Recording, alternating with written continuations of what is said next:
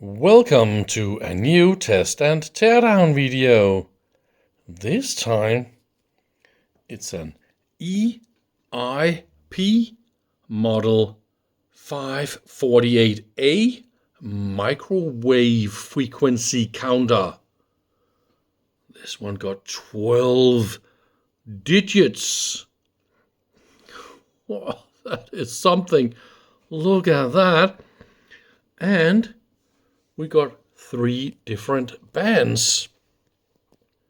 10 Hz to 100 megahertz, 10 megahertz to 1 gigahertz, and here is the 1 gigahertz to 26.5 gigahertz.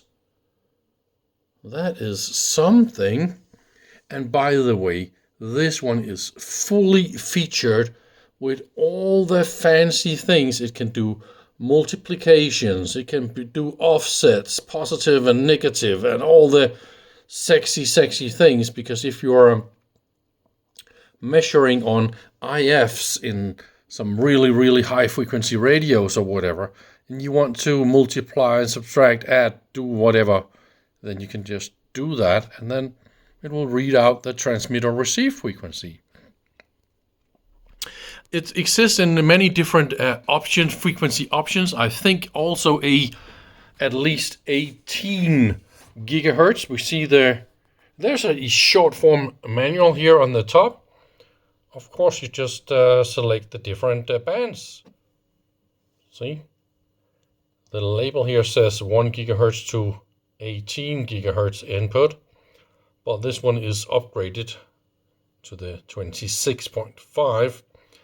And here we can see a little bit of the different functions. I really don't want to go through all those features and functions. You see here's got multiply and la. Here we got some error messages if you put in some different stuff that's wrong, and then it will say this and that. And there is another really weird option. I don't know if I got this option 02 here, but it will be able to display counter, frequency, and power.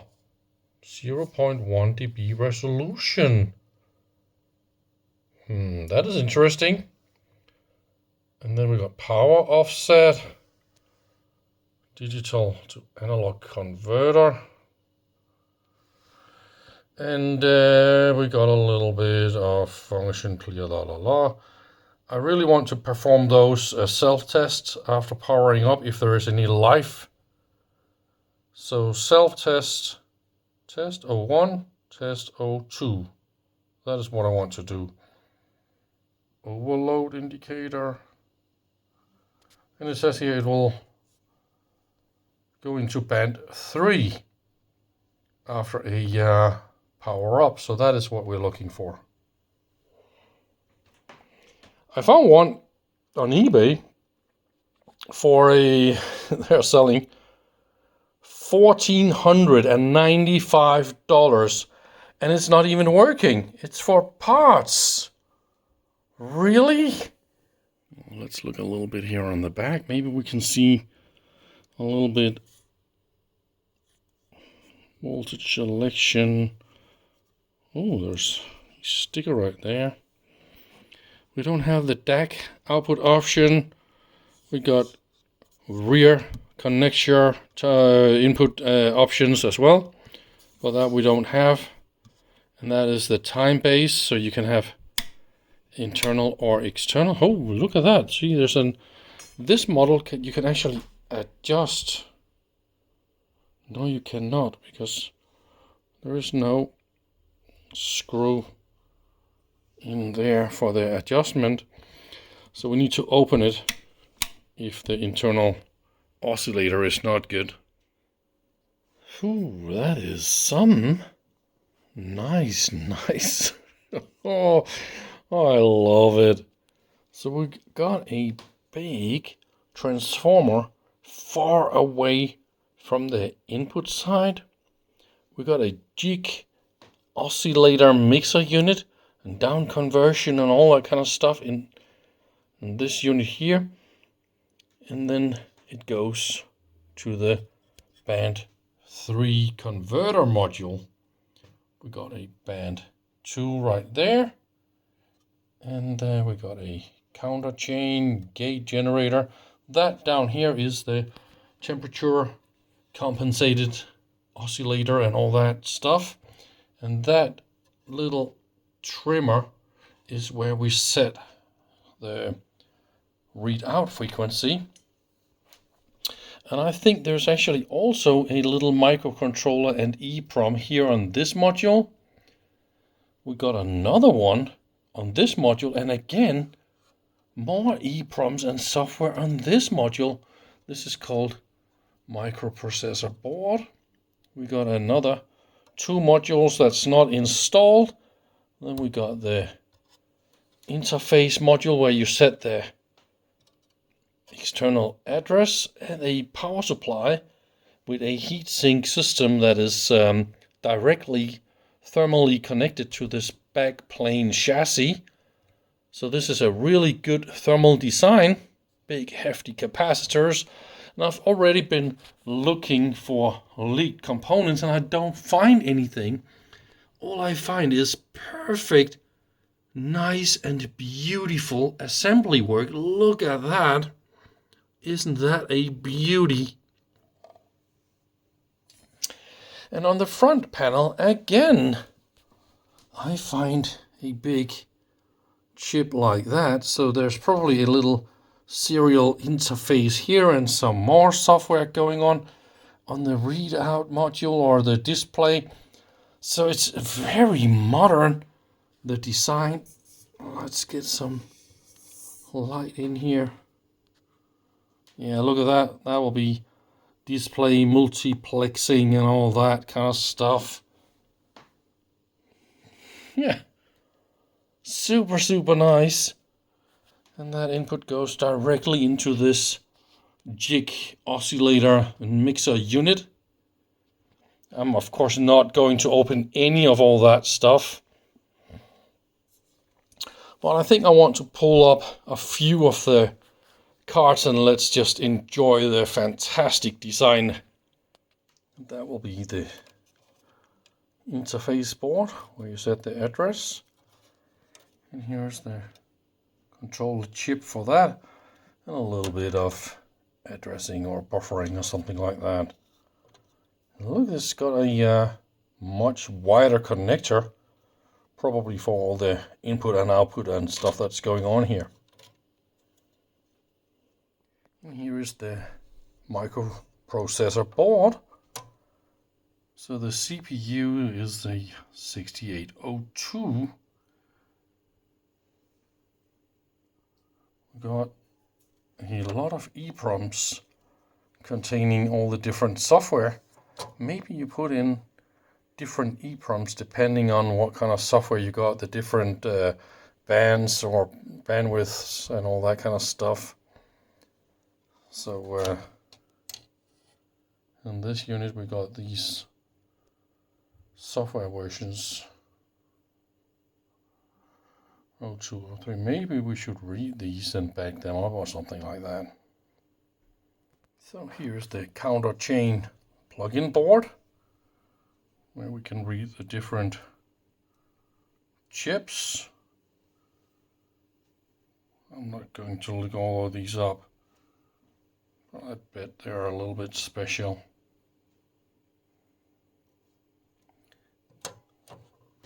Look at those tiny little RF connectors.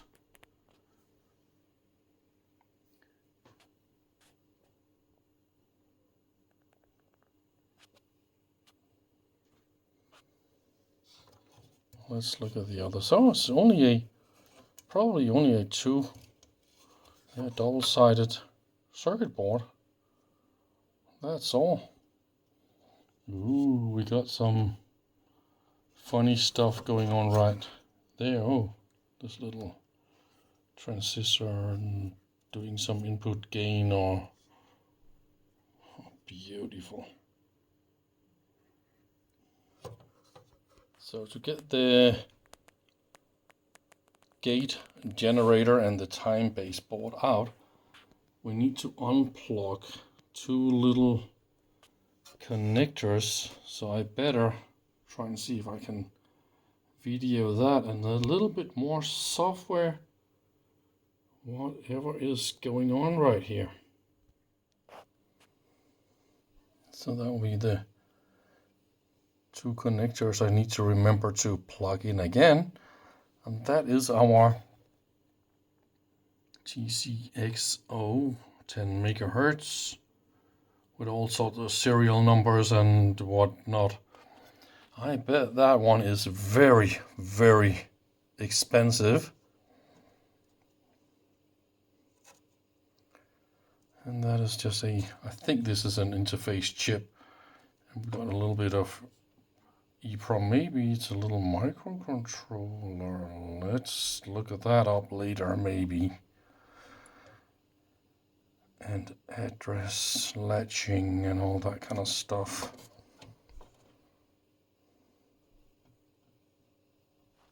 And here is a band 3 with the, I think that big one here is the interface chip to the back plane. What we see down here is a power transistor, and it's because to be able to drive the jig oscillator here, you need quite a lot of current. So I bet that is the current control for the frequency control and frequency lock for that kind of system there. I don't really plan to take out the last two modules here, but band 2 is also mixed. You can see here there's a mixer and probably also some oscillators and some locks and all that kind of stuff going on here. So that is basically how this thing works for band 2 and band 3. That will be mixed.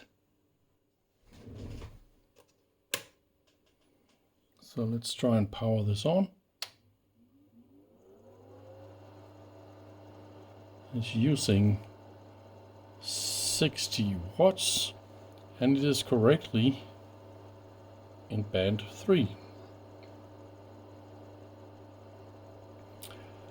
I don't see any gate blinky here.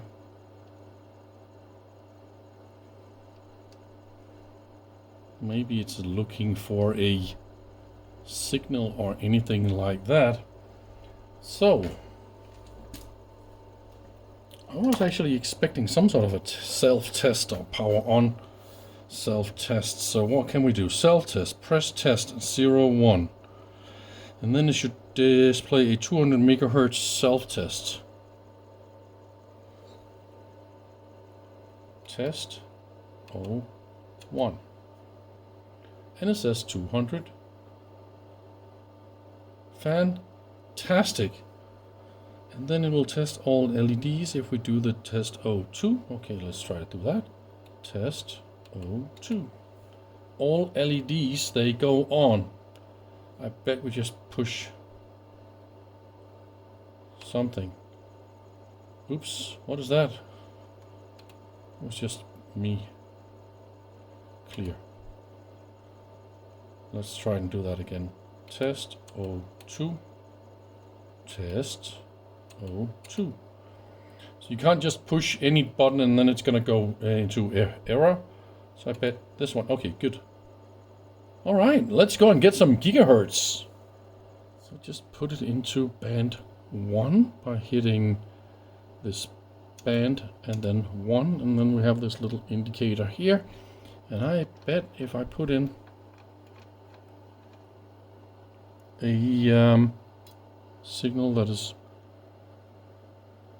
Ooh, why are you doing that?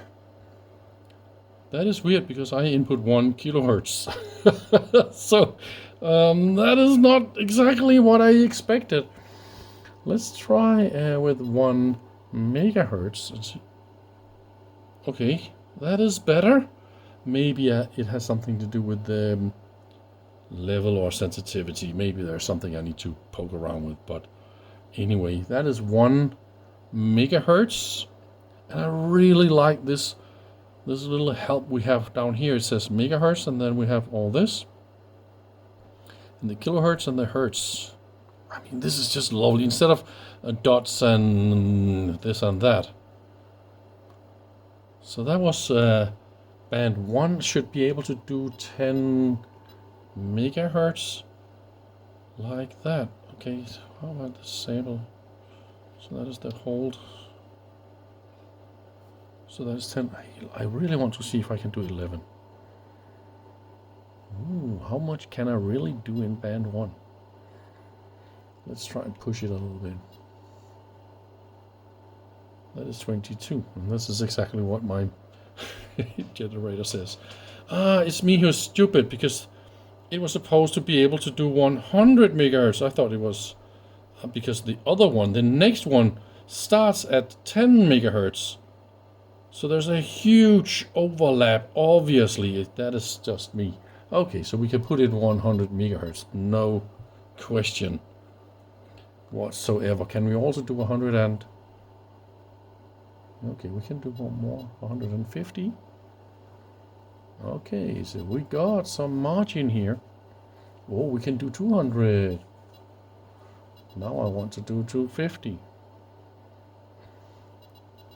Let's just speed limit this one to the crazy potential. So this one was supposed to do only 100. And this is 300. Let's go for 400. No, okay, then you crap. Good. So 3... Okay, that is also bad. So 350.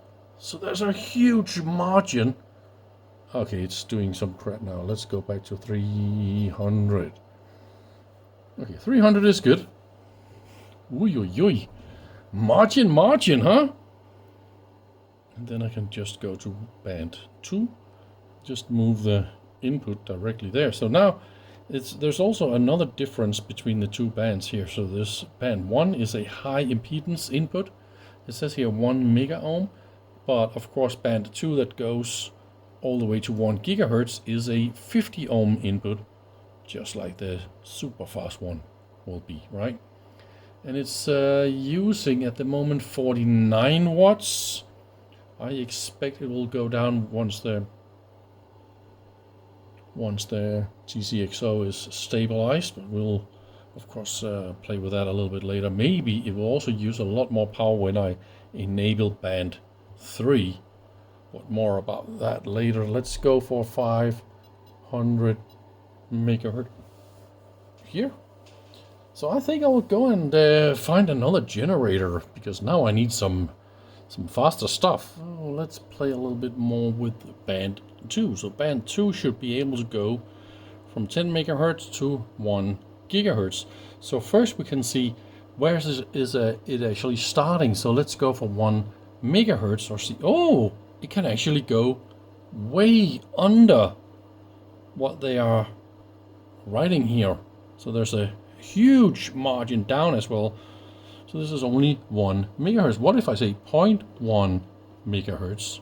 Okay, then it's not working obviously, but 1 mega, and it's actually working. How cool is that? It's really nice to know the margins of your units and your inputs, obviously. So this one should go to 1 gigahertz. We can now 1 gigahertz, and then it should go all the way over here.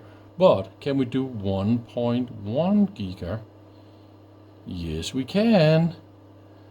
1.5? Nah, no. 1.2? Okay, I did not expect that. But anyway, I'm happy about the extra 10%. So this is 1.1 on band 2. So how about we now try band 3. So now it's using 48.8 watts.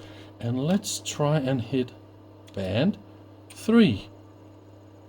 And yes, exactly. Now it's going to 54 watts of power. So I'll find a little adapter here. So this is band 3 with another cable. Let's see, this is 1.1 gigahertz, and I am oh so happy to see it also works. How nice.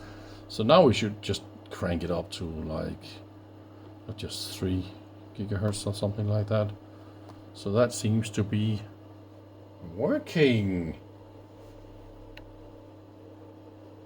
Obviously, I'm not playing with calibration today, but maybe another day I will go and get my GPS locker, because it's no good use to log this one to this generator here. You don't really know which one is the most accurate at the moment. Of course, I think this is brand new and still in calibration, but how accurate is it? Just because it's within its specifications and all that. I don't think there is so much more to say about this unit for now. So I want to say thank you very much for watching, and please come again another day. Bye bye.